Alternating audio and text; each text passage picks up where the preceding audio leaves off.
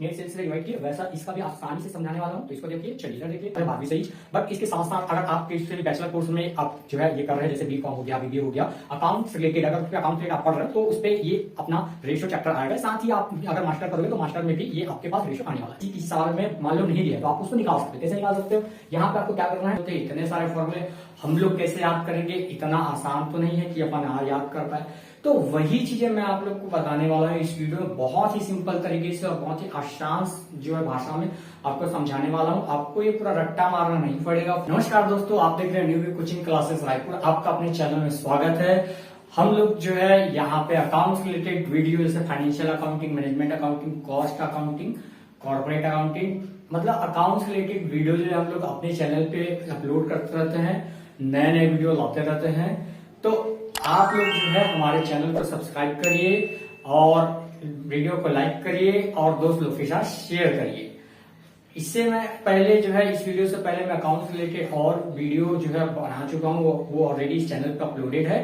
तो आपने अगर उस वीडियो को नहीं देखा है तो एक बार वीडियो को जाके देख लीजिएगा, ठीक है। तो बस आप करना इतना ही है, आपको अपना सपोर्ट जो है बनाए रखना है। अगर आप लोग अपना सपोर्ट क्यों भी बनाए रखते हैं तो मैं इस चैनल पे अकाउंट्स रिलेटेड और भी बहुत सारे वीडियो जो है अपकमिंग आएंगे अकाउंट्स रिलेटेड, ठीक है। बहुत सारे जैसे हम लोग के जो भी अकाउंट्स चलते हैं, ये सभी अकाउंट्स से रिलेटेड वीडियो आने वाले हैं। साथ साथ income tax, indirect tax, GST से रिलेटेड भी वीडियो हम लोग इस चैनल पे अपलोड करने वाले हैं, ठीक है। तो अभी अपन बात करेंगे आज के इस टॉपिक के बारे में, बात कर लेते हैं। हम लोग के ये जो वीडियो है ये कौन से टॉपिक पे होने वाला है, तो दोस्तों ये वीडियो होने वाला है हम लोग के पास आज रेशियो एनालिसिस चैप्टर का। हम लोग यहाँ पे इस वीडियो में बात करने वाले हैं। तो अब ये पहले देख लेते हैं कि ये रेशियो एनालिसिस ये जो चैप्टर है ये किन के लिए ज्यादा महत्वपूर्ण है, किन लोग के लिए ज्यादा ही उपयोगी है। तो ये जैसे बेसिक आपका 11वीं जैसे 12वीं क्लास में भी हो तो ये स्टार्ट हो जाता है 12वीं से ही। बट इसके साथ साथ अगर आप किसी भी बैचलर कोर्स में आप जो है ये कर रहे हैं, जैसे बीकॉम हो गया, बीबीए हो गया, अकाउंट्स रिलेटेड, अगर अकाउंट रिलेटेड आप पढ़ रहे हो तो उस पे ये अपना रेशियो चैप्टर आएगा। साथ ही आप अगर मास्टर करोगे तो मास्टर में भी ये आपके पास रेशियो आने वाला है। तो इससे हम लोग ये समझ सकते हैं कि स्पेसिफिक एक ही आपके पास क्लास के लिए नहीं है, आगे आपको मास्टर्स में भी काम आने वाले हैं, ठीक है। तो चलो ज्यादा देर ना करिए, हम लोग इस टॉपिक को शुरू करते हैं। तो अब बात करते हैं सीधे हम लोग यहाँ पे रेशियो के बारे में। तो ये रेशियो होता क्या है, ठीक है, ये रेशियो एक्चुअली में होता क्या है ये जानना पड़ता है, ठीक है। तो रेशियो हम लोग यहाँ पे जानते हैं, यहाँ पे करना क्या होता है, कंपनी अपना जो प्रॉफिट है या उसका जो भी स्थिति है उसको वो जांच करती है, तुलना करती है, ठीक है। कैसे तुलना करती है, अपने ही जैसे पिछले साल कितना अर्न किए, इस साल कितना अर्न किए, इससे कंपेयर करके वो तुलना कर सकती है दो फिगर से, या अपनी कंपनी और किसी और दूसरी कंपनी से तुलना करती है, जिससे पता चलता है कि इसके तुलना में कितना कम प्रॉफिट हुआ या ज्यादा हुआ। तो ये क्या होता है, इससे दो फिगर हम लोग को तुलना करना पड़ता है रेशियो में यहाँ पे, ठीक है। तो अब ओवरऑल बात करते हैं यहाँ पे कि इसमें बहुत सारे फॉर्मूले होते हैं। तो बहुत लोग पूछते हैं कि सर इसमें तो बहुत सारे फॉर्मूले होते हैं, इतने सारे फॉर्मूले हम लोग कैसे याद करेंगे, इतना आसान तो नहीं है कि अपन याद कर पाए। तो वही चीजें मैं आप लोग को बताने वाला हूँ इस वीडियो में, बहुत ही सिंपल तरीके से और बहुत ही आसान जो है भाषा में आपको समझाने वाला हूँ। आपको ये पूरा रट्टा मारना नहीं पड़ेगा, फॉर्मूला सभी पूरे के पूरे फॉर्मूले एक साथ बता पाऊंगा तो संभव नहीं है। बट उसमें से मैं जो ज्यादातर फॉर्मूले हैं जो बनते हैं वो मैं बताने वाला हूँ आज, और बहुत ही आसान शब्द में बताने वाला हूँ। आपको याद भी नहीं करना पड़ेगा। एक बार बस आप ध्यान रखोगे, वीडियो को पूरा अंत तक जरूर देखना, बिल्कुल स्किप नहीं करना, तो ये आपको एक बार में ही समझ में आ जाएगा, ठीक है। तो आज को बार बार आपको जो है फिर से पढ़ने का जरूरत भी नहीं पड़ेगा। तो बहुत ही आसान है, एक बार में हम लोग समझ लेंगे, ठीक है। और उसके बाद भी अगर आपको कोई डाउट होगा तो आप नीचे कमेंट बॉक्स में पूछ सकते हो। इसका अपन जो है आपका जो भी क्वेश्चन रहेगा उसका सॉल्यूशन अपन करेंगे।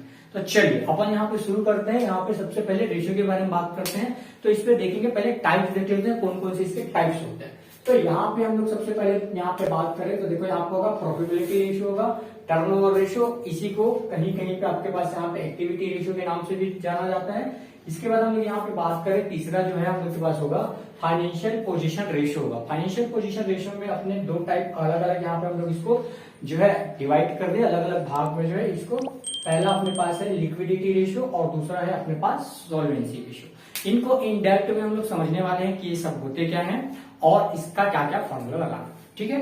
तो चलो, जैसे मैंने वीडियो की स्टार्टिंग में आपको बताया था कि आपको अब रट्टा नहीं मारना पड़ेगा, अपन इसको एकदम सिंपल तरीके से समझने वाले हैं, आपको बहुत ही इजी तरीके से समझ जाओगे, आपको बार बार पढ़ना नहीं पड़ेगा। तो देखते हैं, शुरुआत करते हैं। सबसे पहले इसमें हम लोग यहाँ पे प्रॉफिटेबिलिटी रेशियो, इस पे हम लोग के पास क्या होता है, देखो एक प्रॉफिट होना और यहाँ पे प्रॉफिटेबिलिटी दोनों में फर्क होता है, ठीक है। प्रॉफिटेबिलिटी मतलब कितना लाभ के हिसाब से आपके पास ये अनुपात जो है वो चीजें बता।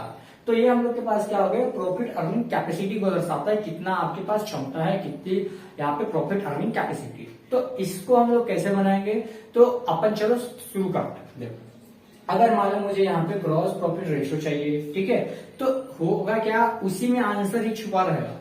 जो हम लोग के पास सवाल पूछेगा उसी में उसका आंसर छुपा रहेगा, उसमें नाम रहेगा, जो फॉर्मूला हम लोग कराएगा वो उसी में छुपा रहेगा। बस आपको दोनों चीज को अच्छे से ध्यान रखना है, फिर आपका ये आराम से बन जाएगा। आपको ज्यादा यहाँ पे माइंडसेट लगाने का जरूरत भी नहीं पड़ेगा।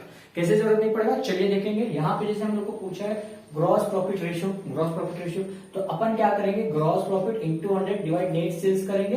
तो यहाँ पे क्या हो रहा है, जो पूछ रहा है ये ग्रॉस प्रॉफिट हमको पूछ रहा है, ग्रॉस प्रॉफिट रेशियो, तो ग्रॉस प्रॉफिट ऊपर लेके इंटू 100 डिवाइड नेट सेल्स कर दोगे, आपका पहला ये ग्रॉस प्रॉफिट रेशियो आ जाएगा, ठीक है।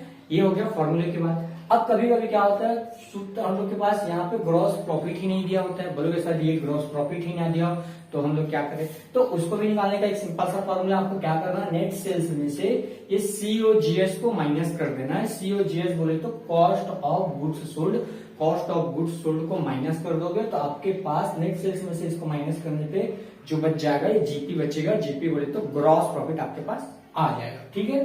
चलिए, अब यहाँ पे ऐसे निकालेंगे, आ जाएगा। अब फिर से वही सवाल आता है, कई बार हम लोग के पास यहाँ पे COGS ही नहीं दिया होता है या पता नहीं होता है हमको कैसे निकालना है, तो उसका भी निकालने का बहुत ही आसान तरीका है। देखते हैं इसको कैसे निकालेंगे। तो ग्रॉस प्रॉफिट के बाद हम लोग के पास यहाँ पे COGS के बारे में बात करें, इसको निकालने का, तो इसके सिंपल फॉर्मूला यहाँ पे हो जाएगा, जैसे यहाँ पे पहले लिखोगे opening stock plus purchase plus all direct expenses आएगा माइनस क्लोजिंग स्टॉक, ठीक। Opening plus purchase plus all direct expenses minus closing stock करोगे, आपके पास यहाँ पे COGS आ जाएगा।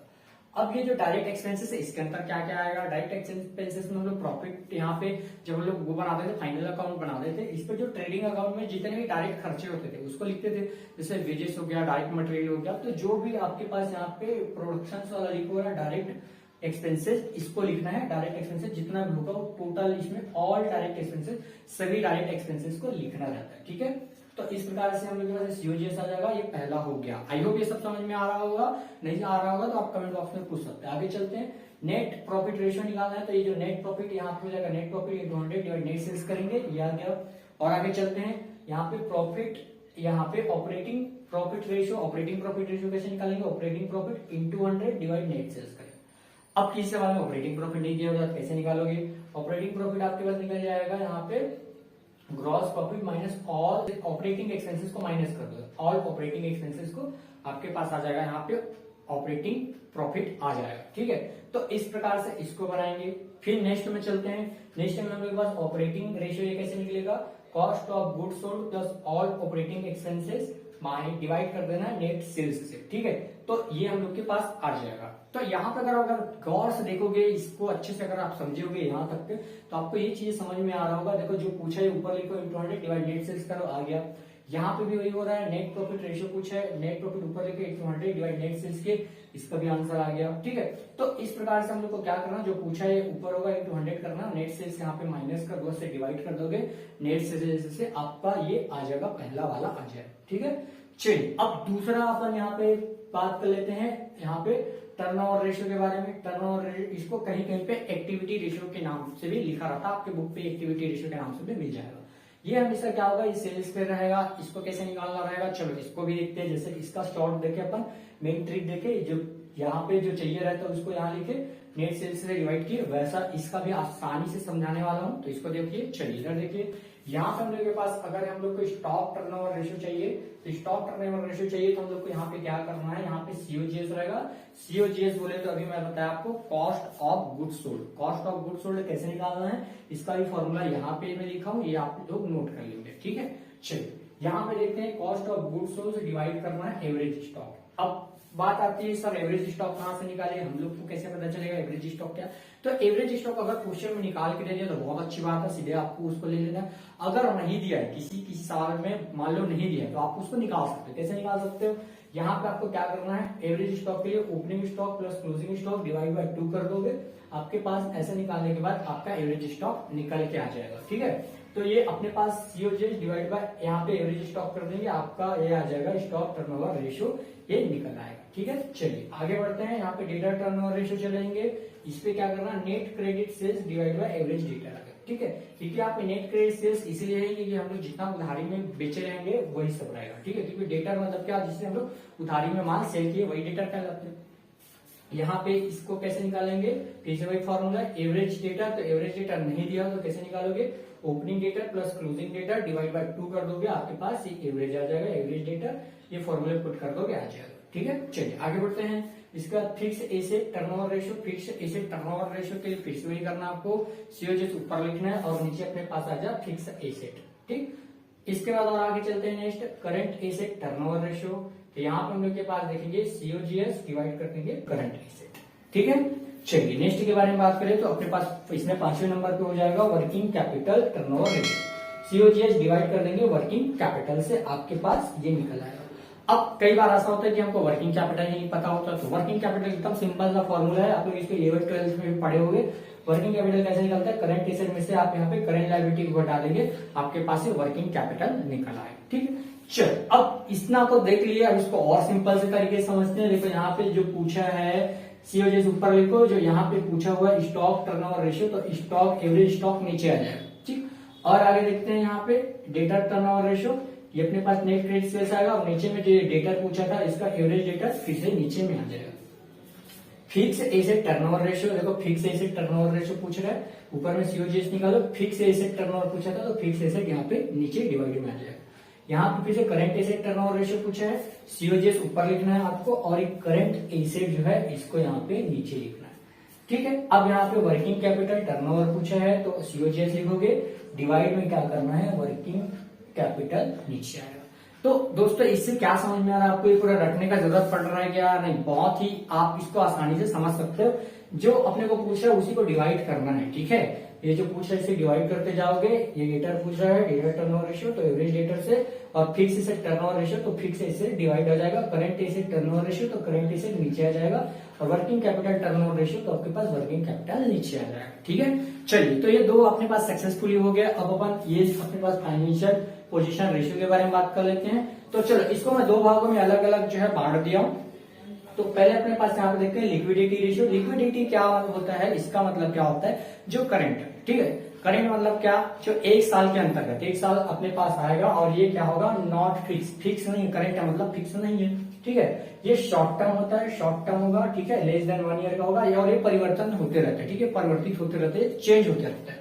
इस पे क्या देखेंगे, अपने पास आ जाएगा करंट रेशियो। करंट रेशियो कैसे निकलेगा, current asset divide by current liability करेंगे, आपके पास ये आ जाएगा, current asset divide by current liability करोगे, आपका करंट रेशियो निकल के आ जाएगा। और आगे देखते हैं क्विक रेशियो कैसे निकालोगे, quick asset divide by current liability करोगे, आपके पास ये निकल आएगा। अब बात ये आती है सर यहाँ तक तो ठीक है, लेकिन अब फिर से हम लोग को कैसे पता चलेगा करंट एसेट कौन कौन से, करंट लायबिलिटी कौन कौन से, तो उसका भी आपको टेंशन नहीं लेना है, मैं उसका ये लिस्ट लिख दिया हूँ यहाँ पे, ये कौन कौन से करंट एसेट में आएंगे, कौन कौन से करंट लायबिलिटी। तो चलो एक बार देख लेते हैं। करंट एसेट में हम लोग के पास आ जाएगा cash plus bank plus stock plus bills receivable, prepaid expenses, debtor, और इसके बाद अपने पास एक्रूड इनकम और इन्वेंट्रीज, ये सब आ जाएगा हम लोग के पास करंट एसेट्स। वही लायबिलिटी के बारे में बात कर लेते हैं। तो करंट लायबिलिटी में आएगा bank overdraft plus outstanding expenses minus provision for bad डेब्ट plus current creditor plus bills payable.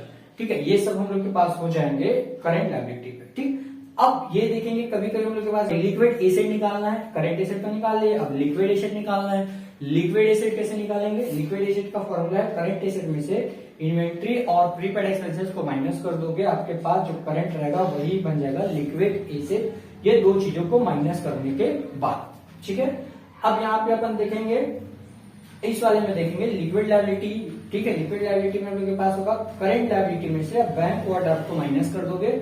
चलिए ये हो गया यहाँ तक के इस तरफ में आ जाते हैं। लास्ट अपने पास सॉल्वेंसी रेशियो जो है, इस पे देखते हैं। सॉल्वेंसी रेशियो में ये नॉन करेंट होगा। नॉन करेंट है मतलब क्या है, फिक्स है। नॉन करेंट है मतलब क्या है, फिक्स है। और यहाँ पे हम लोग देखेंगे, इस पे हम लोग निकालेंगे लॉन्ग टर्म होगा और ये मोर देन 1 ईयर होगा। वो मोर देन 1 ईयर है मतलब क्या है, अपने पास लॉन्ग टर्म है, 1 साल से ज्यादा लॉन्ग टर्म है। इसके कुछ फॉर्मूलेज हैं, देख लेते हैं। यहाँ पे हम लोग के पास डेब्ट इक्विटी रेशियो आ जाएगा। डेब्ट डिवाइड बाय इक्विटी करना है, आपका आंसर आ जाएगा। ठीक है, इसी को अपन ऐसे भी लिख सकते हैं, अपने पास long term loan plus debenture या डिवेंचर होगा। ठीक है, डिवेंचर भी इसमें इंक्लूड हो जाता है। और डिवाइड करना यहाँ पे शेयर होल्डर फंड से, शेयर होल्डर फंड से डिवाइड करना, यही है। इसको इस तरीके से भी लिख सकते हैं। चलिए यहाँ पे आएंगे कैपिटल अर्निंग रेशियो, ये निकलेगा अपने पास equity share hold share capital आएगा प्लस आपके पास प्रॉफिट प्लस रिजर्व, डिवाइड करना है preference share capital plus debenture plus long term loan. LTL का मतलब है लॉन्ग टर्म लोन। इसको ऐड करेंगे और इतने वाले से इसको डिवाइड कर देंगे, आपके पास ये वाला वैल्यू आ जाएगा, निकल कर आ जाएगा। अब बात कर लेते हैं तीसरा, यहाँ पे आ जाएगा हमारे पास प्रोपराइटर लायबिलिटीज रेशियो, ये निकलेगा प्रोपराइटर फंड डिवाइड करना है आउटसाइड लायबिलिटी। आउटसाइड लायबिलिटी सवाल में दे दिया हो, आपको निकालेंगे तो उसको आपको सीधे पुट कर देना है। नहीं दिया रहेगा तो आपको निकालना पड़ेगा। कैसे निकालना पड़ेगा, ये शॉर्ट फॉर्मूला है, देखते हैं। आउटसाइड लायबिलिटीज इक्वल हो जाएगा current liabilities plus long term loan plus debenture. तो ये सब हम लोग के पास ये हो जाएगा।